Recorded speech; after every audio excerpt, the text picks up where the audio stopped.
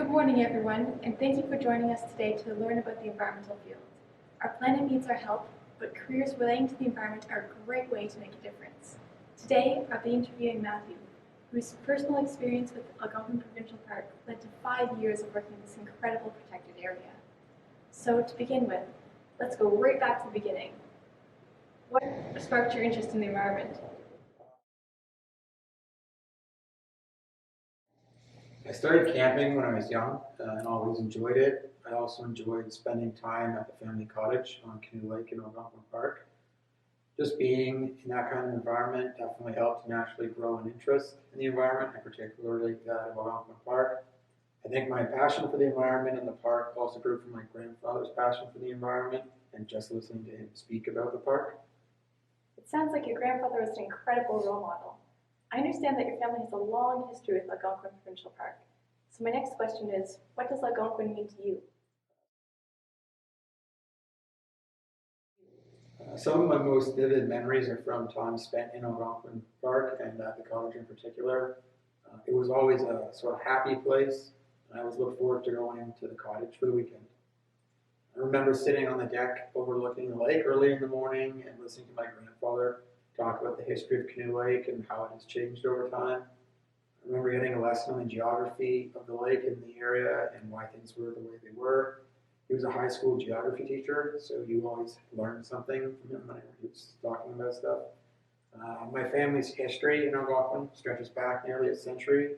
My great-grandfather was one of the first attendees of Camp Texas, which was an early wilderness camp run by the YMCA. My great-grandfather and great-uncle later attended Camp Almec, and then were staff members at its sister camp, Wapaneau, from the 1940s through to the 1960s. My grandfather then built the cottage in the 1950s, and I was able to go to the cottage every summer since I was born. Eventually, my interest expanded to wanting to work in Algonquin, and I was there for a total of 5 seasons, working at the visitor center and the portage store. I think Algonquin would be a really cool place to work. So my next question is, how did your job at Algonquin help you to share your passion for the environment with others?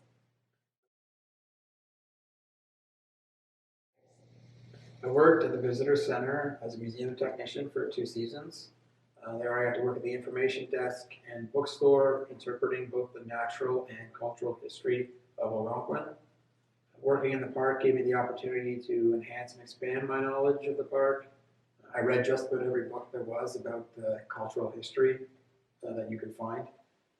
I find the logging history of Algonquin very interesting and understand its importance to the park, particularly in terms of environmental sustainability and the maintenance of a healthy forest.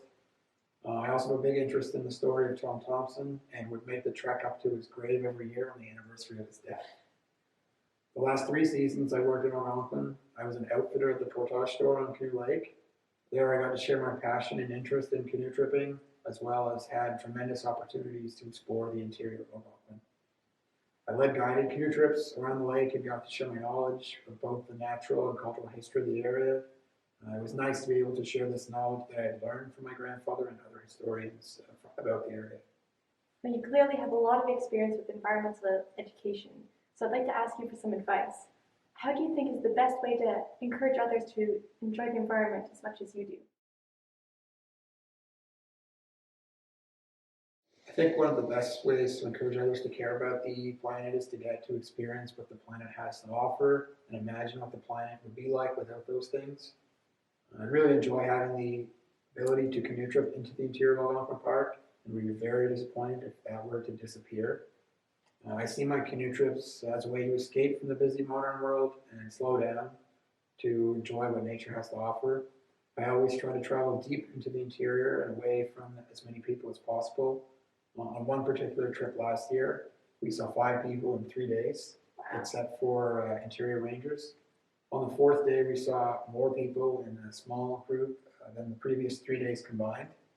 At that point, we knew that the solitude was over, but we tremendously enjoyed the isolation in the wilderness. The isolation is something that I want to continue to experience because you get to enjoy nature fully, and that is why it's important to continue to care for the environment and planet we have, as it is the only one there is. Well, that's great advice. I'd like to thank you, Matthew, for sharing your experiences with us today. It It's encouraging to know that you're able to transform your passion into a job that inspired others to love the park as much as you do. And to our viewers at home, I hope that this video has helped to inspire you as you choose your future studies and careers. The state of the planet is worrisome to say the least, but the future is brighter with you in it. Thank you for listening today.